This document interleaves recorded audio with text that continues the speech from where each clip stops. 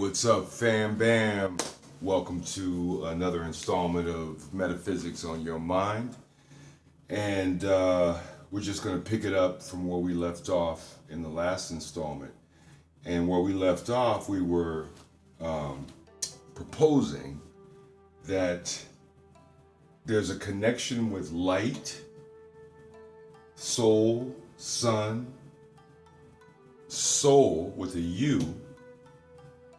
We found out that the original use in the book was Elohim, not God, and that Elohim is gods and goddesses.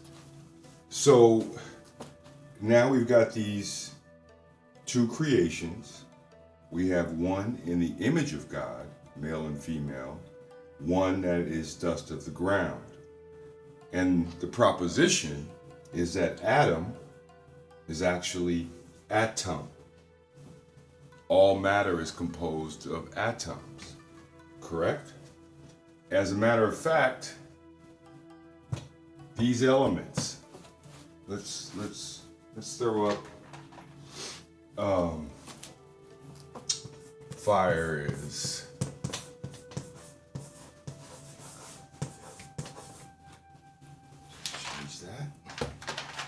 anyway, this is the chemistry, right?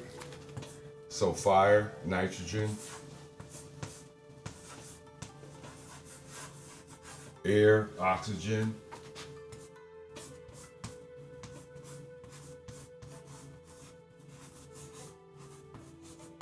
water, hydrogen, earth, carbon.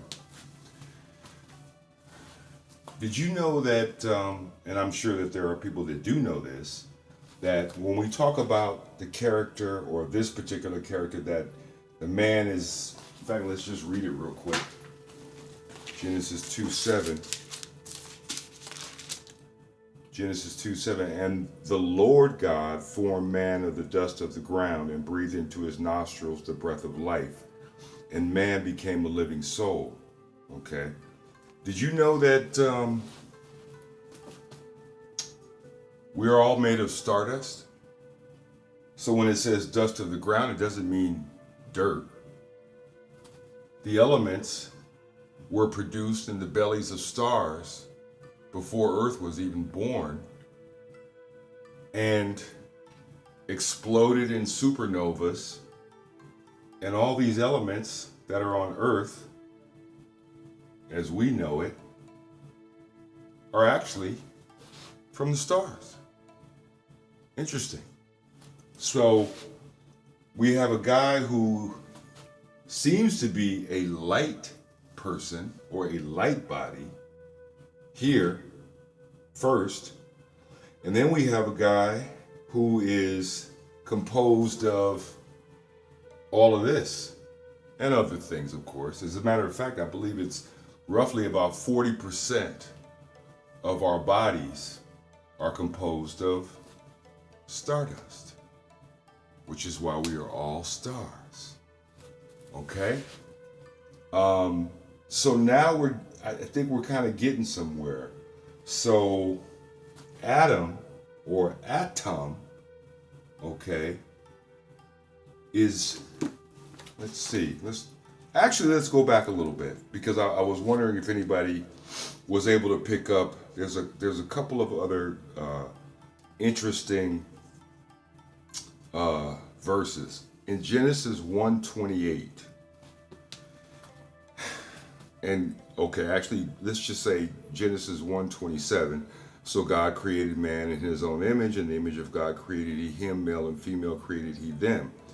And God blessed them, and God said unto them, be fruitful and multiply and replenish the earth and subdue it, and have dominion over the fish of the sea and over the fowl of the air and over every living thing that moveth upon the earth. So what is this replenish? Replenish means that restore to a prior state, right? So in what would appear to be the very first creation we have the word replenish. Interesting. Replenish. I mean, we've all heard of stories about the lost continent of Atlantis, where supposedly the whole continent was destroyed, and it was a major catastrophe for those who subscribe to the story of Atlantis. I'm not saying it is or isn't true, but clearly something called the Atlantic Ocean would suggest that there's some connection there, especially with the activity of the Bermuda Triangle at the bottom of the sea, with the electromagnetic activity that goes on there. But anyway, that's another story. So let's get back to, so we have replenish being used in Genesis 1:28 as if something disappeared. But we'll come back to that. Because we're doing this as an as if, we want to make sure that we kind of hold on to these interesting terms and descriptions, because we're at the beginning and this thing is talking about replenish. So we're going to come back to that.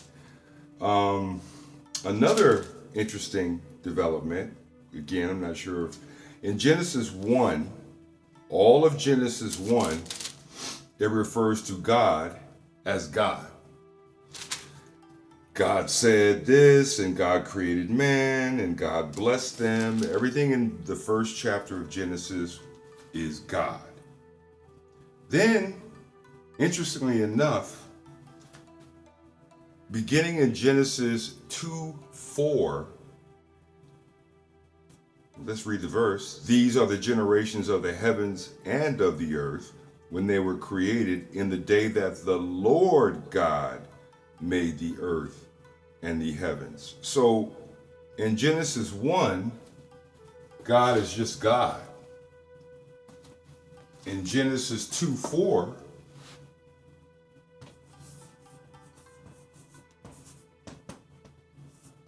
all of a sudden, there's a Lord God.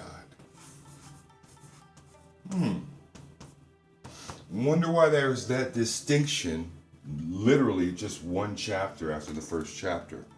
And then, of course, if we continue to read through chapter 2 on into chapter 3, it's Lord God. So it starts out as God, and then from this point forward in the first 3 chapters, it's Lord God. That's interesting. And again, this is all as an as if. Did you know that Saturn, as we talked about briefly in one of the earlier videos, was known as the Lord of Time? Well, he was also, or is also, known as the Lord of Karma. Cause and effect. Reap what you sow. Did you know that? In the mythology, Saturn rules Capricorn, right?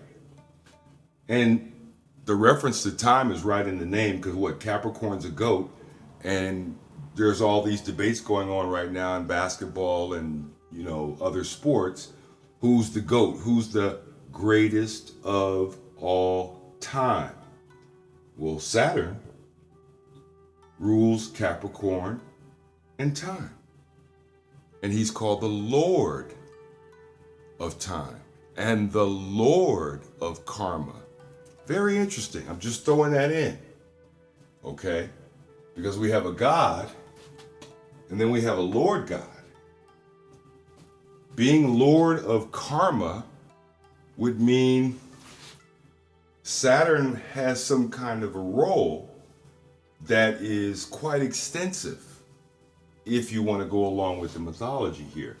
But let's get back to this. I just wanted to throw that in because, again, we want to make little notes that we're going to come back and forth and connect dots. So we just want to make these mental notes about these interesting words, like, plus we had replenish, which means basically to restore, right? Yeah, I mean, that's Genesis 1:28. Okay. Let's move on to because again, this is going to take a few episodes, just these first chapters of Genesis, and it's really quite important that we kind of, get a grip on it. So the next section of the story, Genesis 2-8, is the Garden of Eden. We're going to just kind of, we're going to outline this because we're going to have to come back and go through the Garden of Eden in the next installment because it's really quite involving. So let's just slide back to Genesis 2-5. Okay, so we know in 2:7 the man of the dust of the ground. But if we go to 2-5, two verses before, and it says, every plant of the field before it was in the earth, and every herb of the field before it grew, for the Lord God had not caused it to rain upon the earth. And then in italics, in the King James Version at least, and there was not a man to till the ground. So in other words, this creation, we're just trying to reestablish that this creation here is quite unique, right? Because at first it says man, image of God, male and female. But now in Genesis 2:5 it says, and there was not a man to till the ground. Wonder what that means. And then of course 2 verses later, we get a man of the dust of the ground that we come to know as Adam, that we are going to propose is actually Atom. And we're going to go deeper into that when we get into the story of the Garden of Eden. Now, what's interesting about this, there was not a man to till the ground. Okay, so this man clearly sounds as if, when you're talking about till the ground, is not a physical man, whereas this man is a physical man. Okay, so if we go a little further to 2-7, when we talk about formed man of the dust of the ground and breathed into his nostrils the breath of life. Well, dust of the ground, we're saying seems to be stardust.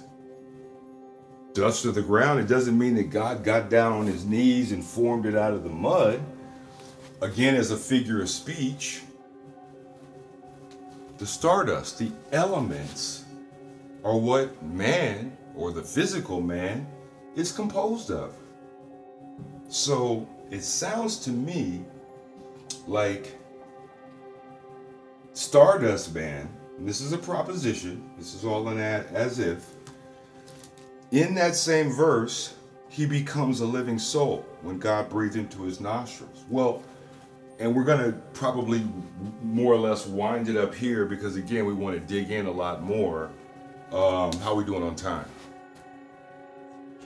Okay, so we got a little time.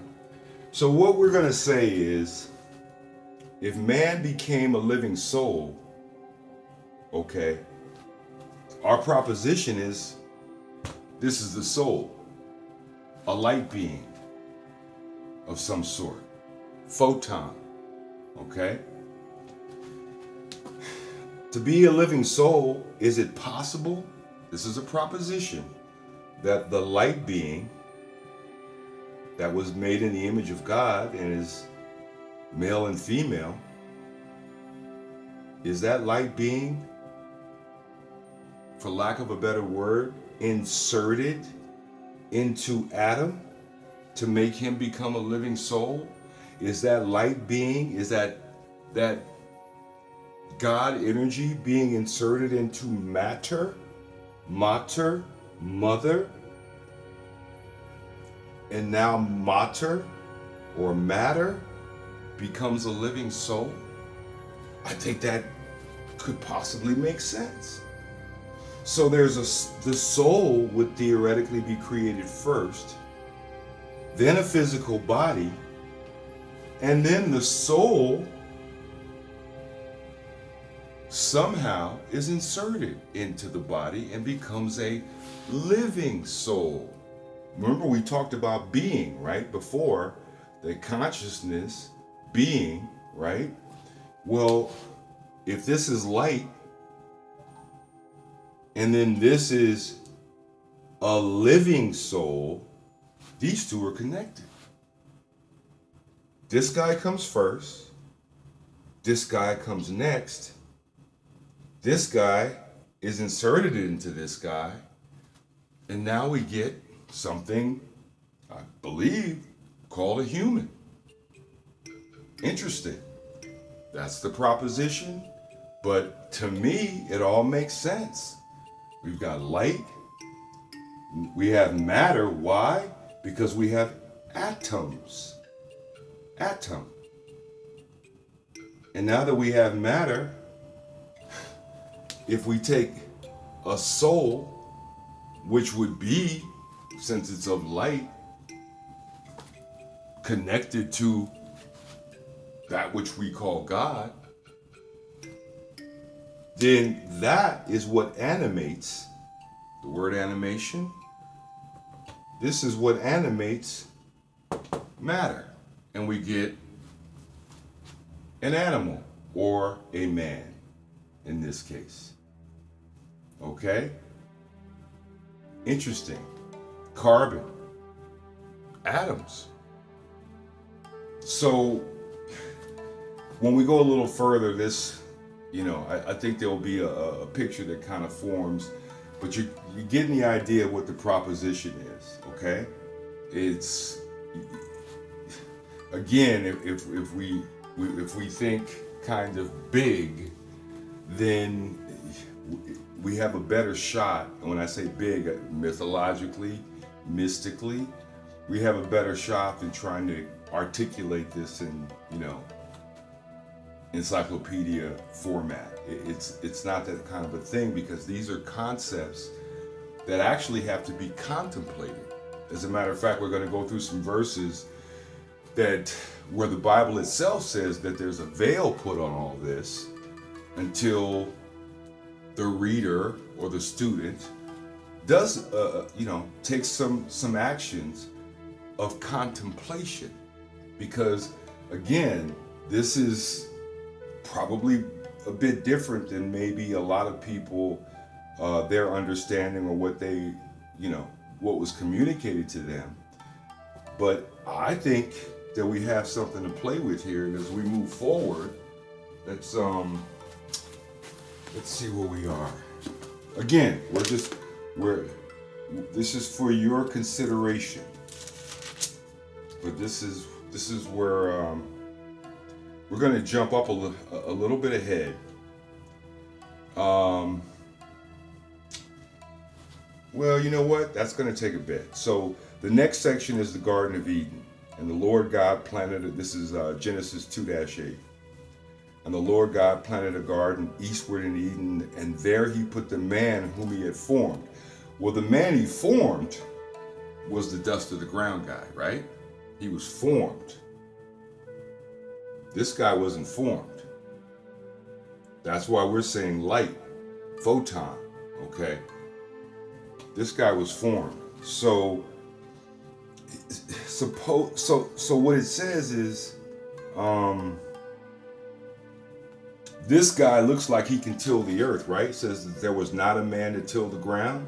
Well, he's from the ground, and he's matter, he's physical. So this is the guy that is tilling the ground now that he has animation. You want to call it light, you want to call it spirit. Well, spirit is energy, right? Spiral. Energy can spiral up or it can spiral down. Anyway, we'll get into that stuff a little further down the line. Maybe, I had already asked everyone if you had a chance to check out the first 3 chapters. I would say now we should probably focus in on the Garden of Eden. And we're just going to go along with this proposition as we've kind of outlined it, so that we can move forward into the story. and see if it, maybe some of the pieces come together like a jigsaw puzzle. Okay, so the Lord God planted a garden eastward in Eden, and there he put the man whom he had formed. And out of the ground made the Lord God grow every tree that is pleasant to the sight and good for food, the tree of life also in the midst of the garden, and the tree of knowledge of good and evil. So we got two trees, and this place is called the Garden of Eden. And you know what Eden means?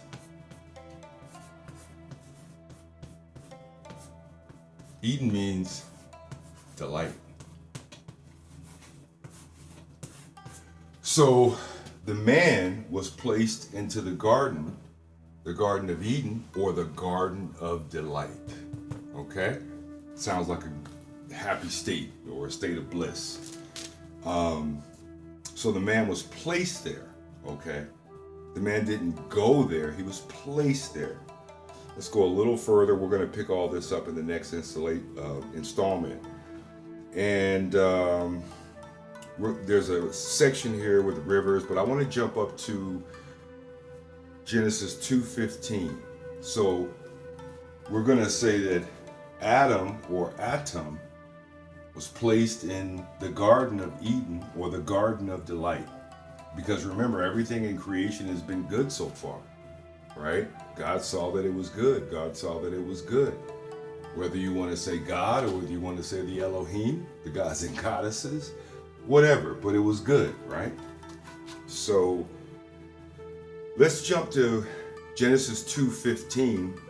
And the Lord God took the man and put him into the Garden of Eden to dress it and to keep it.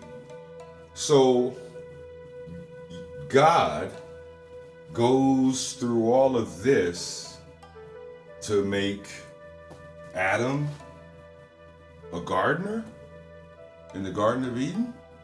Dress it and keep it? Eden's a garden, right?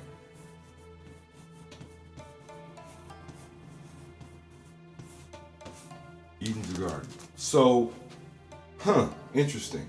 So, all of that creation so that Adam can take care of the garden. It's an interesting garden. But we know the Eden garden is delight. So the man basically is in a state, or is operating in a state of delight, right? I mean, it only makes sense. So, and then we go to, and this is Genesis 2:16. And the Lord God commanded the man, saying, of every tree of the garden thou mayest freely eat, but of the tree of the knowledge of good and evil thou shalt not eat of it. For in the day that thou eatest thereof, thou shalt surely die. That's interesting. Okay, so there's all this stuff in the garden, but there's this one tree called the tree of knowledge of good and evil that Adam is forbidden to eat the fruit of. Okay? And then in Genesis 2:18, the Lord, and remember, we're back again, this is all the Lord God. Not sure why we went from God to Lord God, but again, thinking about the Elohim and gods and goddesses, or multiplicity, male and female, interesting. So Genesis 2:18, and the Lord God said, it is not good that man should be alone. I will make a helpmeet for him. Now, most people interpret this as, he's going to create a woman for Adam, and so on and so forth, which makes sense. But let's keep reading. And out of the ground the Lord God formed every beast of the field. So see how it went from, I will make a helpmeet for him. We think we're about to get into the Eve story, and then all of a sudden it shifts to, and out of the ground the Lord God formed every beast of the field and every fowl of the air, and brought them unto Adam to see what he would call them. And whatsoever Adam called every living creature, that was the name thereof. Well, go back to first concepts. So that's the first point after the creation of Adam, or the atom. We'll just say Adam. Adam is now given choice. Okay, so let's look at that again. Whatsoever Adam called every living creature, that was the name thereof. So therefore, at Genesis 2:19, Adam is now exercising choice. This is the first time that we've seen that at least in the creation of Adam.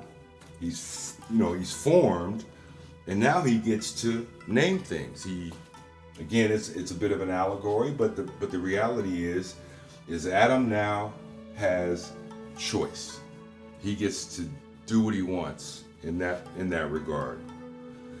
And then it says, Adam gave names to all the cattle, to fowl of the air, to every beast of the field, and for Adam there was not found a helpmeet for him. So in other words, with all this animals brought to him and he names them, he still doesn't have a helpmeet. Okay? Still doesn't have that. So this is the second time that's come up. And the Lord God caused a deep sleep to fall upon Adam. And he slept. And he took one of his ribs and closed up the flesh instead thereof. And the rib which the Lord God had taken from man made he a woman and brought her unto the man. We're going to stop there. We'll pick this up. So Adam, given choice to give names to all the cattle and so on and so forth,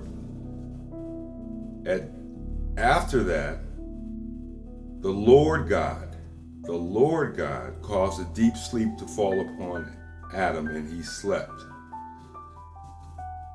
And then a rib was taken out of Adam. So does everybody really want to believe that woman was created out of a rib?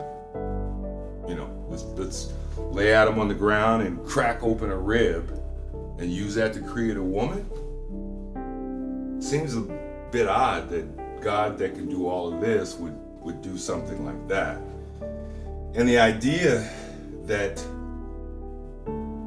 the man technically would be before the woman seems a bit odd, because the whole point of the woman that's going to get created, her name's Eve. Eve comes before, right? Christmas Eve comes before Christmas. So, and we all know that we all come from women. So it's an interesting concept that this broken rib would create a woman.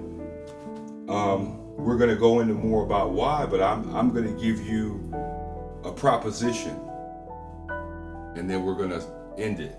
The proposition is, if you take an electron, remember atoms composed of protons, neutrons, and electrons.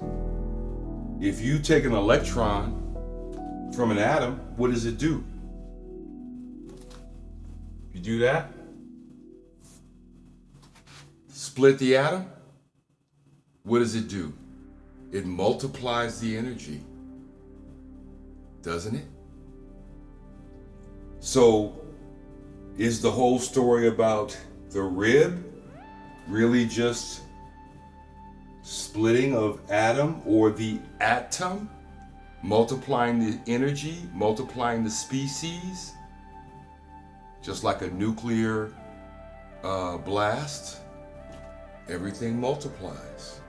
Propagation of the species. We'll end it there. We'll come back. Something for your consideration.